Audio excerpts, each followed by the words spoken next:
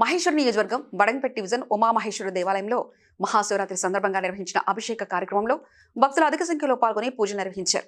ఆలయ ధర్మకర్తలు మాట్లాడుతూ 400 సంవత్సరాల పురాతన దేవాలయంలో భక్తుల కోరికలు తీర్చే దేవాలయంగా ప్రఖ్యాతి చెందిందని తెలిపారు. ఈ కార్యక్రమంలో నడిగుడ యాదగిరి, సామా సంజీవ్ రెడ్డి, గుర్రం మల్లారెడ్డి, ప్రభు మైపాల్ శేఖర్ తదితరులు పాల్గొన్నారు. దగ్గర ఉండే ఒక మకానాన్ని ఉంటుండే పురాతన కాలమైనది. బట్టెలగుట్ట మీద ఉన్న శిఖరము, పాత గ్రామ పంచాయతీ నిర్మాణము, ఇవన్నీ ఏకకాలంలో జరిగిన నిర్మాణాలు. ఇవి కాలక్రమేణా ఈ మందిరము కొంతమంది ముష్కరులు దీనిని విగ్రహాలను తొలగించినందువల్ల, అంటే అందులో ఏమన్నా నిక్షేపాలు ఉండొచ్చు, నిధులు ఉండొచ్చు అనే భావనతో కొంతమంది ఈ విగ్రహాలను తవ్వడం జరిగింది.